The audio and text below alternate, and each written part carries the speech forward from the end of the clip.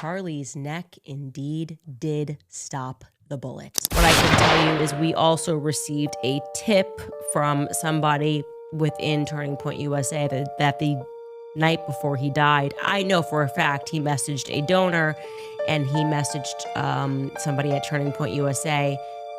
But I did not know, and this is what was told to me, that he also messaged Dan Flood, the security that's to his right, and allegedly explicitly said that they are going to kill me tomorrow. So again, that many people know that Charlie sensed that he was going to die tomorrow is an absolute fact. Why these individuals are all being quiet about that is a massive question mark, okay? And what we can say for certain is, of course, people will betray one another if money is on the line, right? And it could be for 30 pieces of silver, or it could be for billions. But things get complicated when there's a lot of money on the line. I honestly am wondering how it would actually work if you were trafficking weapons and you're trafficking drugs and you're doing this, which obviously our CIA has been engaged in trafficking, which shows a man at 8:07 a.m., so hours before the shooting, wearing a maroon t-shirt and light shorts, as you were seeing on your screen right now, hands in his pockets, that is just walking outside of university grounds, okay? Now, Governor Cox tells us that at 8:29, which is an interesting timeline, Governor Cox tells us that that is when the shooter, Tyler Robinson, arrived at UVU campus in a plain maroon t-shirt, light-colored shorts, and a black hat with a white logo. So essentially, he's saying that what that person we saw walking down the street right there arrived on campus at 8:29. I'm going to allow you to hear Governor Cox say that himself. Take a listen. Investigators reviewed additional video footage from UVU surveillance and identified Robinson arriving on UVU campus in a gray Dodge Challenger at approximately 8:29 a.m. on September 10th, in which he is observed on video in a plain maroon t-shirt, light-colored shorts, a black hat with a white logo, and light-colored shoes. So what's interesting, already confusing to me, is that TMZ shows him already walking. We're supposed to believe they're saying that after that video that you just saw of him walking, he got into his car and then drove to campus, and then at 8:29 p.m. on campus is when he arrives. Already confusing, but let's just keep going. We don't need to poke holes. Let's just keep going with the narrative. Then we're back to TMZ, and they release that at 11:49 a.m., they have footage of the shooter who has now changed his outfit.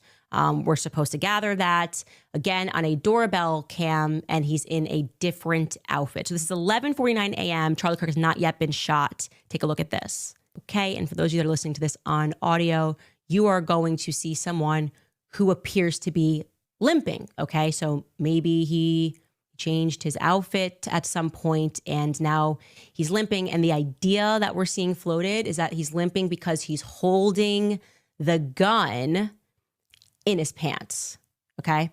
That's kind of what's been floated, okay? That has not particularly come from the feds. I don't believe so, but he's limping now and he's got on a different outfit. 11:52 a.m., and we were actually going to check this, by the way, but I think that we had the FBI say that was when he arrived on campus. Maybe that's not accurate. But so let me just skip off of that, because Skylar, we should actually look to research that. But at 12:23 p.m. is when Charlie Kirk is shot, okay?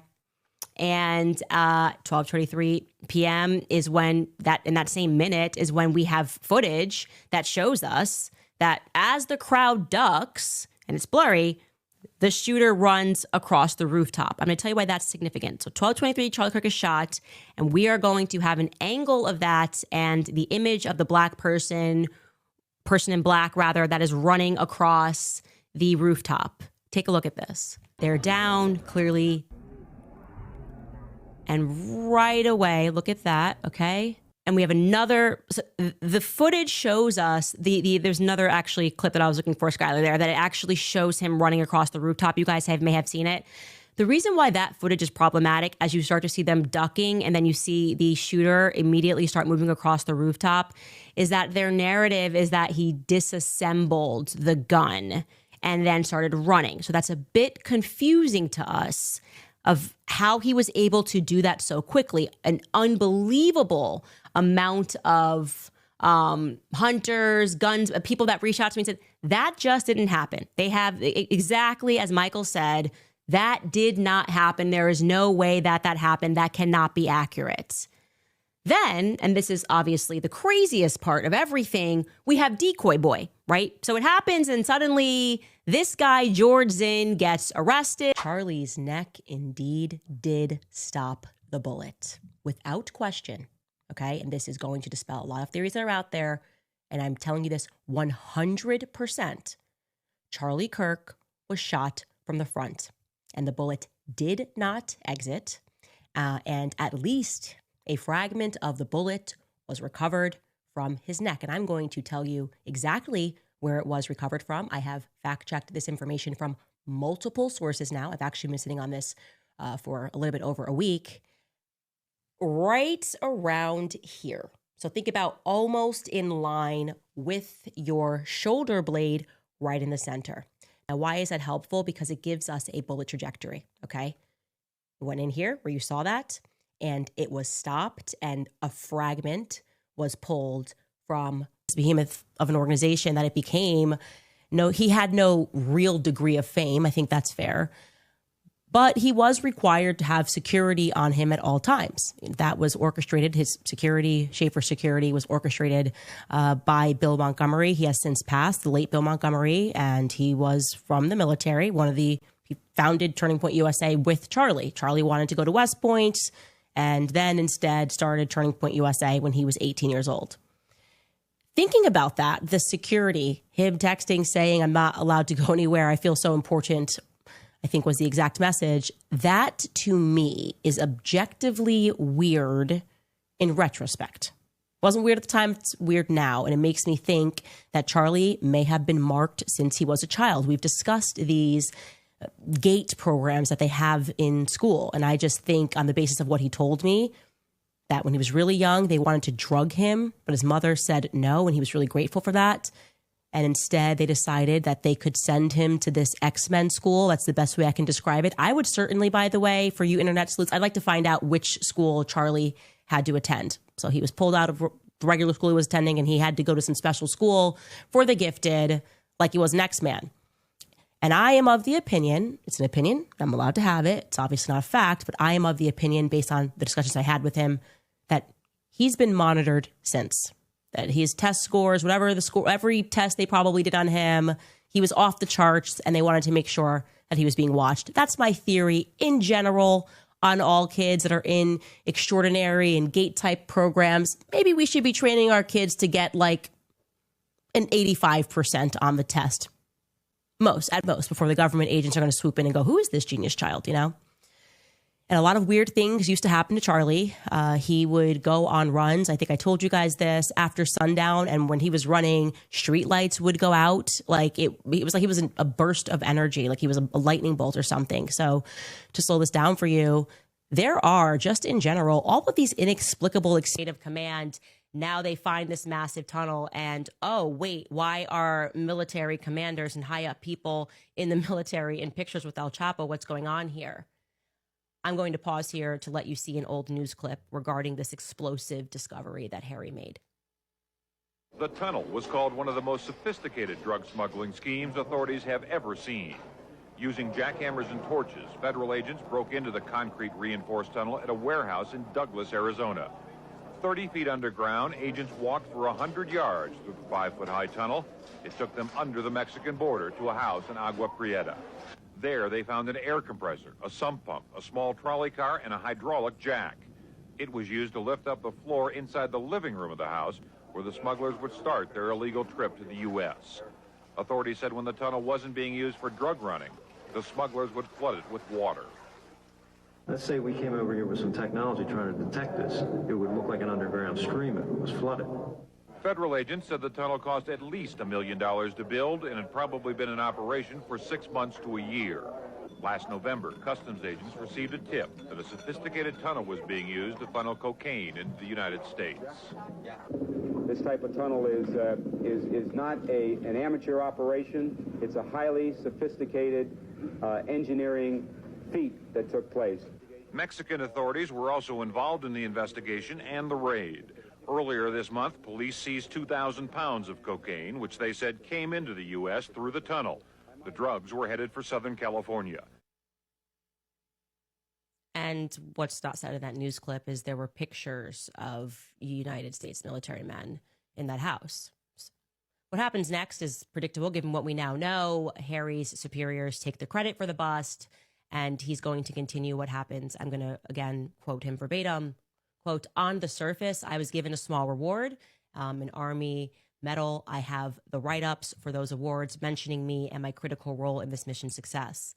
That said, U.S. Border Patrol members who recognized me as being the agent responsible for the bust did not like seeing that I wasn't being appreciated more and resented my higher-ups for taking the credit for the discovery. Somehow, in the immediate days after the bust, prior to the United States side getting the photos from the Mexican authorities, my information was given to the cartels. In continuing the mission, me and one Border Patrol agent were sent to Naco, Arizona, where I was approached by a cartel member confirming my identification by rattling off my mother's name, address, my high school, my friends, everything listed in my clearance packet, which was supposed to be locked in custody, in the custody of the Joint Task Force 6 commander, whose picture was with El Chapo and about to be discovered. We avoided being taken hostage or shot, sneaking away and driving out of that little town. I was taken back to Fort Huachuca with the U.S. Border Patrol agent I was with, believing, since I was just a young 20-year-old, that I must have somehow compromised my own ID. The next day, I had a debrief with the Army Criminal Investigation Division and a prosecutor from Tucson, Arizona, informing me of how my ID became compromised. I was told that I was then going to be put in witness protection. My orders restricted me from any further work in counter narcotics, from being stationed on or south of the border, and it prevented me from working with Border Patrol. It was a Band-Aid while they prepared and got approval for me to be put into witness protection. Also, to protect me, the mission and the prosecutions, I was also put under an NDA gag order, which was dated out, right? Look, it says 1990, to May of 2025 to prevent me from mentioning this entire ordeal. The witness protection entrance never happened. The ball got dropped. I never got contacted for it. From what we uncovered, a deal was made with the compromised U.S. Border Patrol agent commander. Okay, so let's pause and just recap there very quickly. And I'm going to tell you what this has to do with Charlie Kirk, okay? So I guess in a sentence, a young military man did his job excellently. He accidentally stumbled upon, or actually, accidentally stumbled upon the fact that our government was implicated, not in fighting the cartels, but working with the cartels. And suddenly he realizes after some time that the government then feeds him, or somebody spitefully, perhaps his commander, fed him to the cartels. And now he's on the run for his life. What happens over the course of the next 35 years is he's hacked. He says that he goes through abusive litigation. He is harassed. He says there are narco attorneys that attack his credit.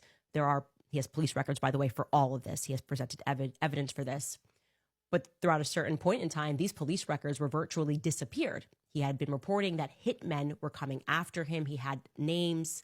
This was a 35 years long ordeal. He now has all of his paperwork thanks to some county clerks who did the right thing and were able to dig up these records. But you name it, this man has lived it throughout the last 35 years, okay? Fast forward to May of 2025, May of this year, and Harry Myers, who now has a new name, by the way, which I'm not saying, but he is finally released from this 35-year military-grade NDA. So what does this now 56-year-old decide to do? He decides that he's going to confront his past. He wants answers, okay?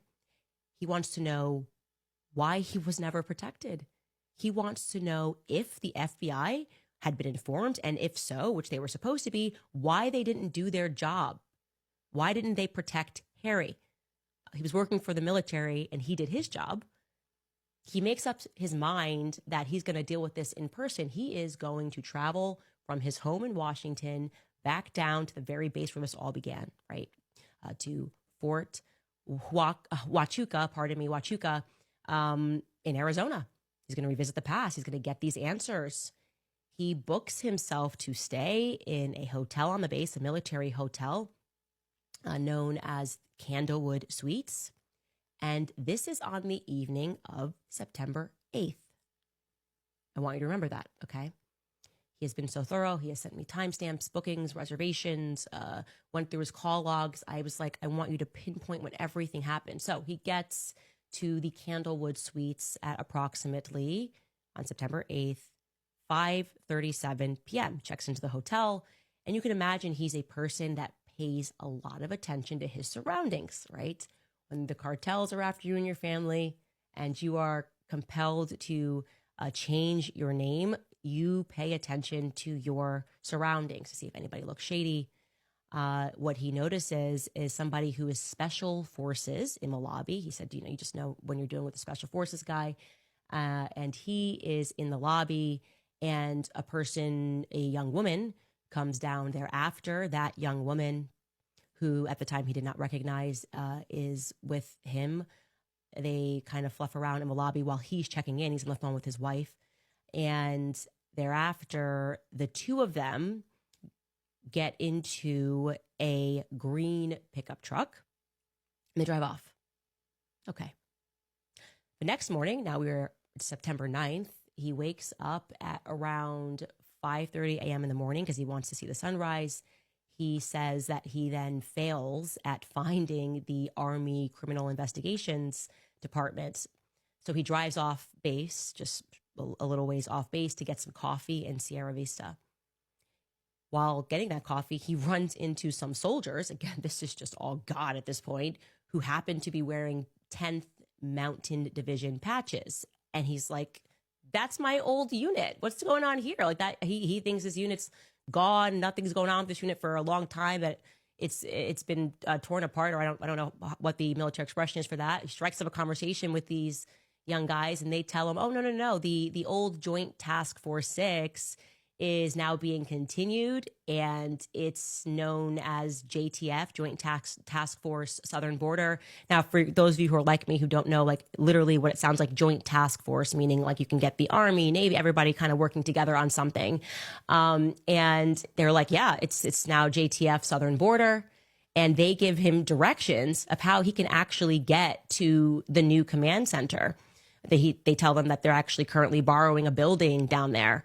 And he tells me that there would have been no other way he would have discovered where it was. So his intention was to go to Army CID. Now he's like, wow, I can go directly to the actual JTF 6, which is now being continued, and get some answers. What luck. It is now around 7:37 a.m. when he enters the new or temporary JTF headquarters. And he sees two guys, and he's pretty impressed. He's like, whoa, these are, again, military term, E4, E5s. He told me that means that they're lieutenant colonels, and they are the ones that are checking him in. He happens to walk in at the exact time that they are concluding a meeting, and he is kind of even more impressed because he sees about 12 lieutenant colonels. He tells me, you do not see that many people, that many E4s, E5s, E6s. Please, military guys, forgive me for me not knowing what the proper vernacular. But he just goes, well, what's going on? He's like, you don't see this unless you're at the Pentagon or you're at the White House. You just don't see this many high up the food chain lieutenant colonels.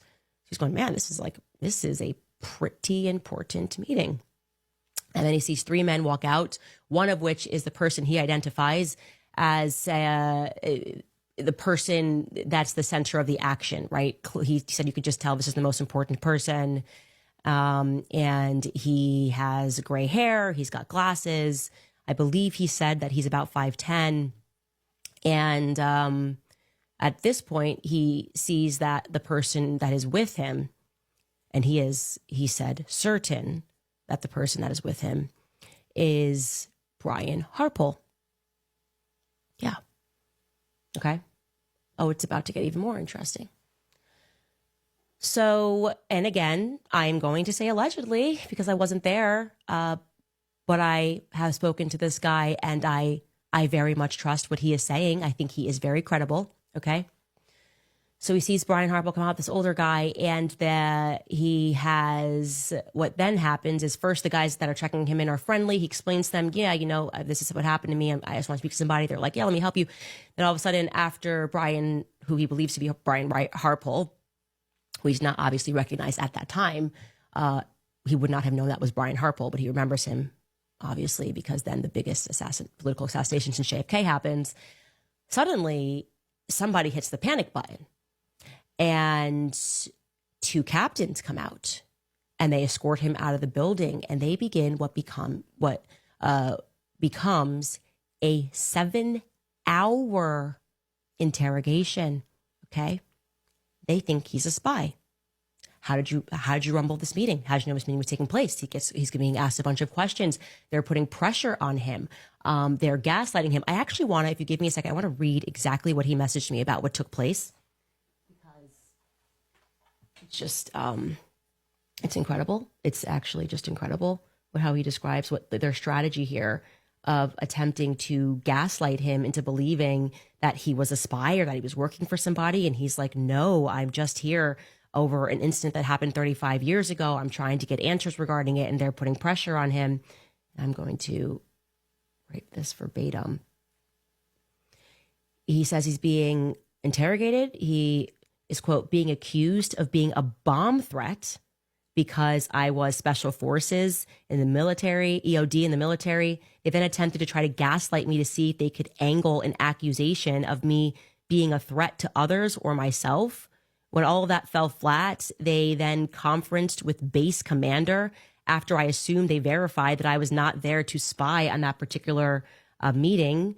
They decided it was okay to send me off post.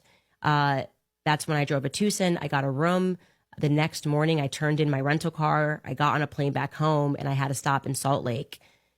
Upon landing and turning on the phone, my wife is telling me about Charlie Kirk. And again, this was just a coincidence. I happened to be in the airport at the time that you are talking about all of those strange flights that were taking place there. I did not notice anything helpful other than the fact that the airport was not very crowded. So after 7 hours, he explains to me that they were going to, they debated holding him for 48 hours for this perceived, perhaps maybe bomb threat spy thing that's happening. And he's thinking, can you imagine this? They're paranoid, but he's paranoid.